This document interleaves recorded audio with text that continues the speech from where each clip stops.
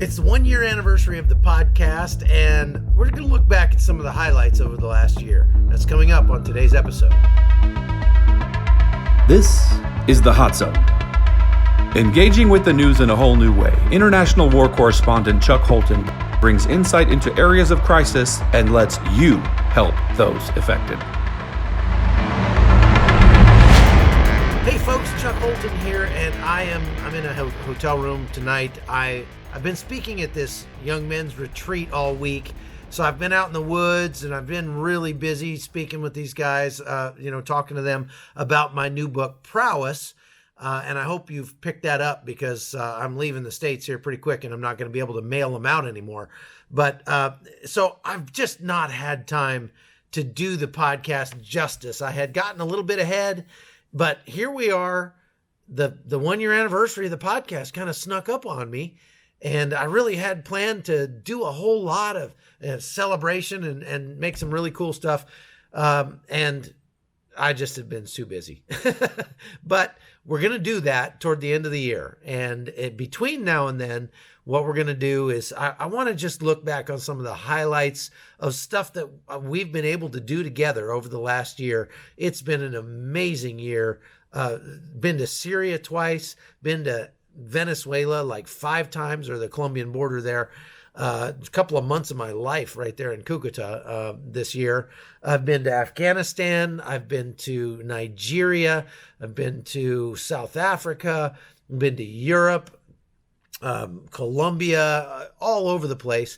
And there's just, actually, as I'm looking through my hard drives here, I've got so much footage that you haven't even seen. I mean, there's a ton that got filmed and just never made it into anything. Some of it has been aired before, but so I just want to try to put some of this together, and let's take a journey back through the year and look at some of the amazing things that have happened in 2019 for the Hot Zone podcast. So check it out.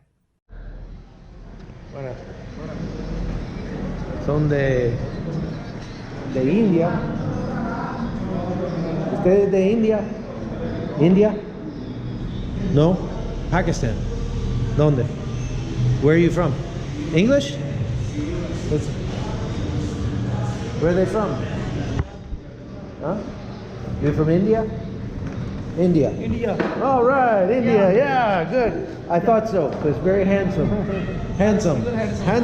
Yeah. Good. Yeah, you handsome. Good. You go to America? You go to America? Yeah, you go to America. I'm from Washington, D.C. Washington, D.C., yeah. So I've got Judy and Nelson with me, and the little baby. ¿Cómo se llama ella? Montserrat is the little baby. She's only a year old. Both of these two adults have been walking for almost 2 weeks from Guatemala, or from Honduras, and through Guatemala into Mexico. And they both decided they've had enough of that. So we were in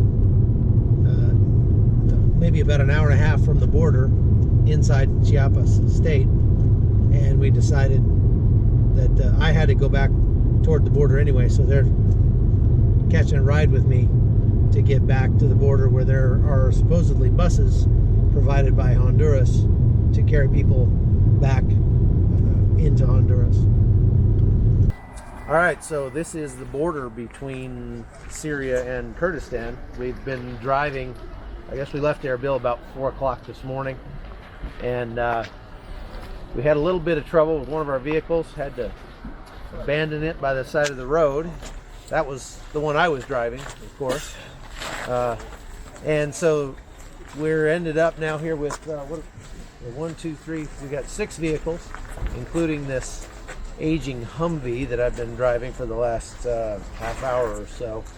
And I have to say, I've ridden in a lot of Humvees, and I think they were designed by sadist midgets, I would say. The seats don't lean back. There's no comfort at all, and they drive like if you were trying to drive a speedboat on the highway with no wheels. Yeah, I mean, or like a building or something. I mean, it just doesn't drive very well. It's not exactly a Maserati. So we're making about 20 miles an hour up the hills, and very, very horrifying 50 miles an hour down the hills. But now it's going to be a few minutes while we get our paperwork checked out, and hopefully we'll be able to get across and move on into Syria. It may be that the people who have the armored vehicles are going to be the happiest people once we get in there, but I guess that remains to be seen. So here we are, about 19 people on the Free Burma Rangers team. All right, let's go. So this is the Syrian Defense Forces checkpoint about a mile from what they call the forward line of troops, the front lines against ISIS that are off that direction. They have walked to this point after getting across ISIS lines. These women are in terribly bad shape. Some of them are wounded.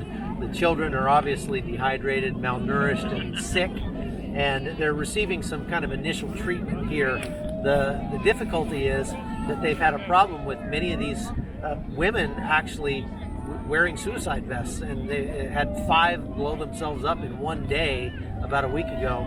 And so it's kind of a tense situation being here. They've already been checked by some of the female SDF soldiers, but we've still got to, just be careful and hope that these women love their children enough that they're not going to do anything stupid like that. They will get on buses or vehicles from here and be taken to some sort of internally displaced persons camp further away from the fighting.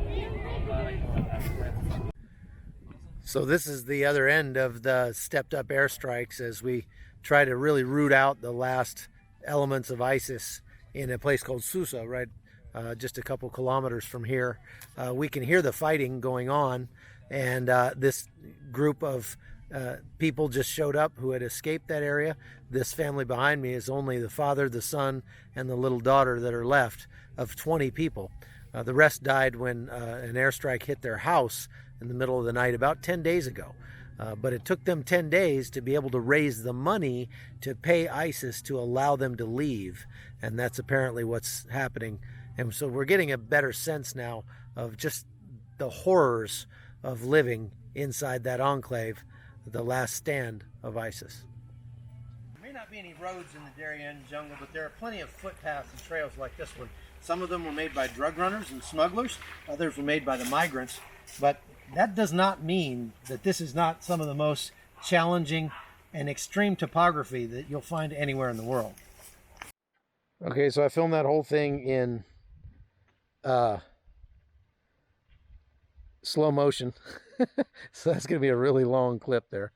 Well, now I want to film in slow motion because I'm going to jump in the pond and we'll see how that looks. All right, here goes.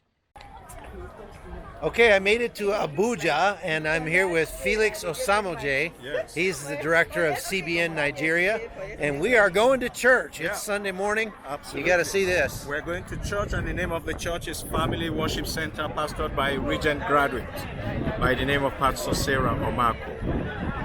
And this is a small church. There's only like 6,000 or 7,000 people here. Yeah.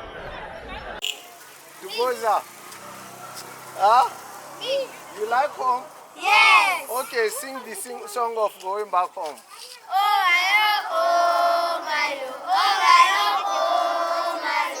Sing. Where shall I see my home? Hey folks, Chuck Holton here. This is day 3 in Nigeria, and I'm in a motorcycle taxi. If you're wondering what that noise is, just taking a ride to get somewhere a little more, I don't know, interesting. But how about here? That's my buddy. Yeah. Heck yeah. So I'm outside a gas station here in Johannesburg, and they have so many problems with people trying to carjack these cars, trying to steal these cars. One of the ways they do it is they take a remote gate opener and they hold the button down, and that will jam your car from electronically locking. And so they've installed a little device here. You hear that? What that does is tells you that somebody's jamming your signal. There's somebody's using the jam. I've got my friend doing it here to kind of show us what it looks like. So incredible security precautions that have to be taken here just because the crime is so high. So I made it to Afghanistan. I'm here at the airport. It's been about 5 years since I've been here. The last time I was here, every other time I've been here, the military comes and picks you up here and takes you to the base. Apparently this time I'm supposed to get myself there by taking a taxi. So this ought to be interesting. You ought to see this crowd of people I'm about to walk into. It doesn't make me feel very comfortable. All right, that's all I've got for the podcast today, folks. A little bit short, but we're going to make them a little bit shorter sometimes from now on because people seem to like that and they end up sharing it more. So tell me what you think. I'd like to hear your feedback about the podcast. What did we do right this year? What did we do wrong this year? What could we make better? How could this podcast be better for you? And as always, please like and share the podcast. We've got over 1,000 subscribers now on YouTube, and I'm pretty excited about that. That's pretty cool. We've got well over 1,000 on Facebook as well, and we've had something like, I don't know, 44,000 downloads or something on iTunes. So that's cool. I appreciate everybody out there. I hope you have a very Merry Christmas. And so keep coming back, and we're going to have a lot more good stuff coming up in the next year. Take care. The Hot Zone is produced by Amy Holton and Livefire Media. Copyright 2019.